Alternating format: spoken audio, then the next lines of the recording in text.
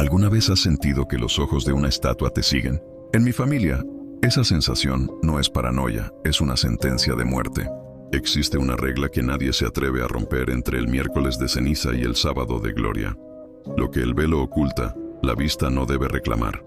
Dicen que se tapan para que no vean el sufrimiento de Cristo, pero la verdad es mucho más oscura. En la casa de los Morales, la Semana Santa no era una festividad, era un estado de sitio.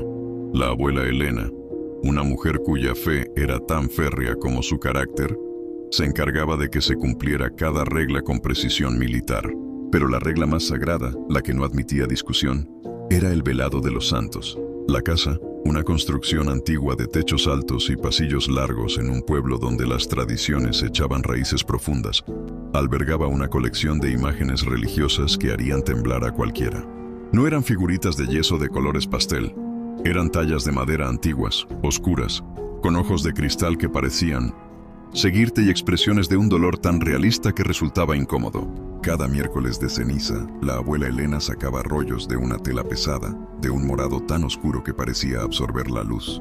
Con ayuda de tía Carmen, cubría cada estatua, cada crucifijo, cada busto. San Antonio en la sala, la Virgen de los Dolores en el pasillo, el Sagrado Corazón en el comedor. Todos desaparecían bajo túmulos de tela morada. «Es el ayuno de los ojos, niños», decía Elena con su voz rasposa. «No debemos ver su gloria mientras el Señor sufre. El respeto es seguridad». Mateo, de 12 años, odiaba esa semana. La casa se volvía extraña. Los bultos morados en las esquinas parecían figuras acechando en la penumbra.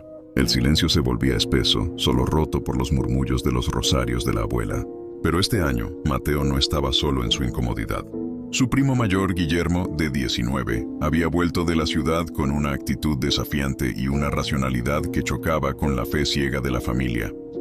«Es ridículo, tía», dijo Guillermo una noche de Jueves Santo, mientras cenaban en un silencio casi sepulcral. «Tapar estatuas. ¿Qué creen que va a pasar? Van a salir corriendo. Es solo madera». La abuela Elena dejó caer su tenedor. El sonido metálico resonó como un disparo. Miró a Guillermo con unos ojos que reflejaban un miedo ancestral. «No invoques lo que no entiendes, muchacho», susurró, su voz temblando por primera vez. «Hay cosas que deben permanecer ocultas cuando el mundo se oscurece. Se tapan por nuestra protección, no por la de ellos». Guillermo soltó una carcajada burlona. Mateo sintió un escalofrío. Esa noche, el ambiente en la casa estaba cargado, como el aire antes de una tormenta eléctrica. El viento aullaba afuera, golpeando las ventanas de madera. Era pasada la medianoche cuando Mateo se despertó. Necesitaba agua. Bajó las escaleras en silencio. La casa sumida en una oscuridad profunda, iluminada solo por la luz de la luna que se filtraba por las rendijas. En el pasillo, los bultos morados parecían más grandes, más amenazantes. Al llegar al comedor, se detuvo en seco. Guillermo estaba allí. Tenía una linterna en la mano y una sonrisa arrogante. Estaba frente a la figura más grande de la casa. Un crucifijo de madera de tamaño casi real, cubierto por el velo morado más pesado. «Vamos a ver qué tanto miedo tienen», susurró Guillermo, mirando a Mateo, que se había quedado paralizado en la puerta. «Guillermo, no. La abuela dijo que...» El pulso de Mateo se aceleró. «La abuela está vieja». «Mira, es solo madera». Guillermo agarró el borde de la tela morada. Con un movimiento brusco tiró del velo. La tela cayó al suelo con un sonido suave. Mateo cerró los ojos esperando que algo terrible sucediera al instante, pero no pasó nada. Guillermo iluminó la figura con la linterna.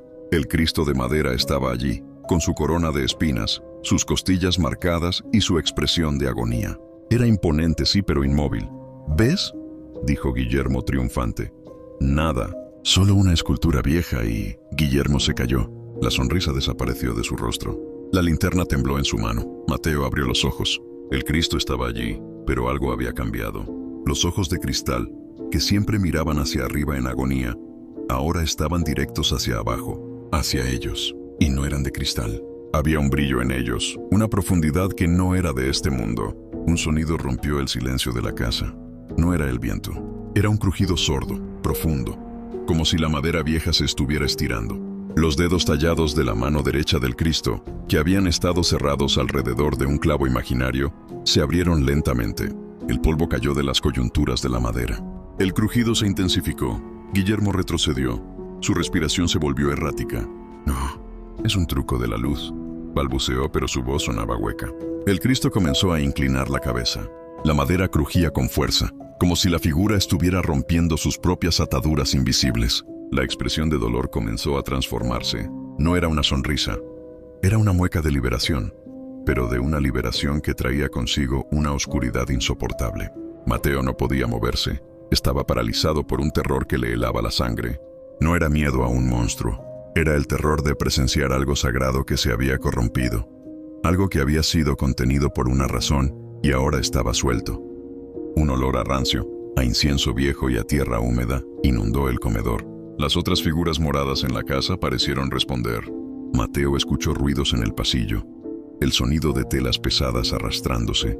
El clac de madera contra el suelo. Cerrad los ojos. La voz no vino del Cristo, sino de todas partes a la vez. Una multitud de voces susurrando al unísono. Voces que sonaban como madera seca frotándose. Cerrad los ojos, o su angustia será la vuestra.